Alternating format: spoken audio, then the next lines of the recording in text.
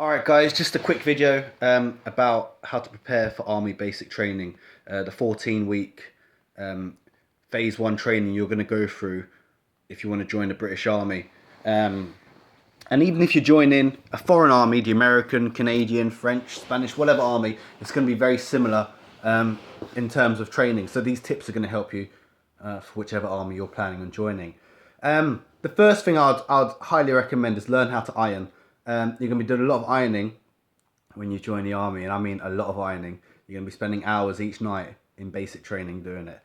And yes, they do show you how to iron the kit. They do give you demonstrations, but if you have that knowledge before joining the army, then you're going to be you're going to find it a lot easier, and you're going to shine a bit better because your clothes are going to look better. So just make sure you learn how to iron. The second thing, which is probably the most important, is get your fitness up. There's so many people that join basic training who have such a low level of fitness. I mean, you join in the army, so obviously there's going to be a high demand for physical training. So don't go to the army expecting for it to be a walk in the park. Yes, they do start off slow and build up. When I say slow, I don't mean slow, but they start off at this level and then they try to build you up to get your fitness up. They don't just chuck you in at the deep end. But if you haven't got any kind of physical ability, you're going to just struggle and be at the back all the time. And you might get through it, but you're not going to shine. And your corporals or your troop officers are going to look at you and think you're a waste of space.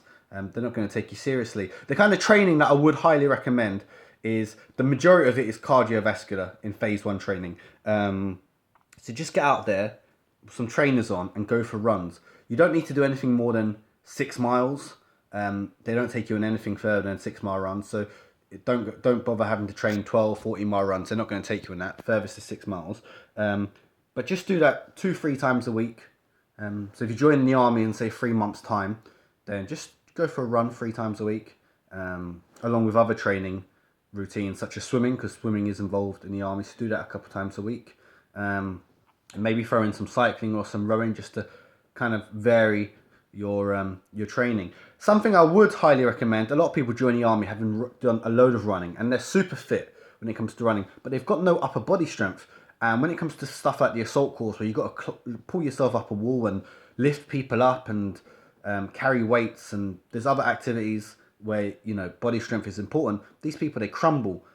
So make sure that when you're going through your training, you're varying it. So you're doing cardiovascular training and weight training.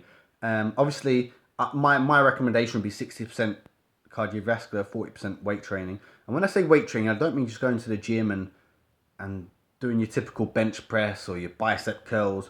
I'm talking about compound exercises, so doing your dips and your pull-ups, because they're things that will really kind of help you in the army, all body weight exercises.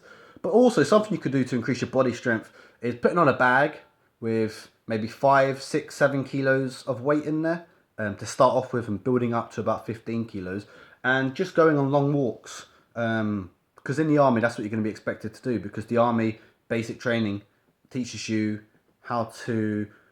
what's going to happen when you join the actual real army, when you get through training. And in the real army, when you go on operations, so when you go on tours, when you go to war, you're going to have a bag on your back with equipment in there. So whether it's ammunition or radios or food, or spare clothing, you're going to have a bag on your back, and you're going to have a weapon in your hand, a rifle in your hand.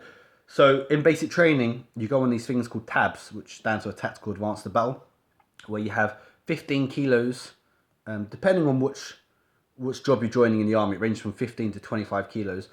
Infantry are 25 kilos. Most other roles are 15.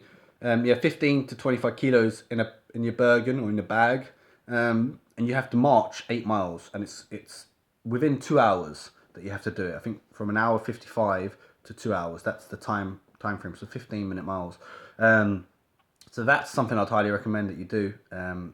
Put that bag on your back and just go for long walks with a little bit of running. When I say running, I don't mean sprinting. I'm talking about very light jogging for about 200 meters every mile, let's say. That's my recommendation. So learn to iron is the first one. Get fit, which is very important, is the second one. And just kind of change your attitude. When you go to basic training, it was difficult for me. I was in my mid-20s when I joined up, and it was very hard to then suddenly become very obedient. I'd done many jobs in civilian life, and it was very hard to be obedient to someone to the point where whatever they say, you just have to accept it. But you've got to understand that even if they're right, even if they're wrong, sorry, um, it's not your job to tell them they're wrong. Your job is just to accept what they're saying and do what they've got to say. They might be wrong, and you might know they're wrong, but you don't need to tell them. You just got to say yes, corporal, yes, sergeant, yes, sir, yes, ma'am, and you just do what they say. Because if you start back chatting, you might be in the right, but they don't care, and you're just going to look bad. Obviously, if it's something that's big, um, then yes, tell them that they're wrong. If there's a big thing that they're doing, but if it's something such as your ironing doesn't look good enough, or you haven't made your bed well enough, just accept it and say yes, corporal, and just try and make whatever tips they give you. Just try and do for the next day. I can't really think of anything else. The main thing is fitness, basic training. Because a lot of stuff in basic training you can't train before you get there. You can't train to fire a weapon. You can't train to put a bayonet on your rifle and stab something.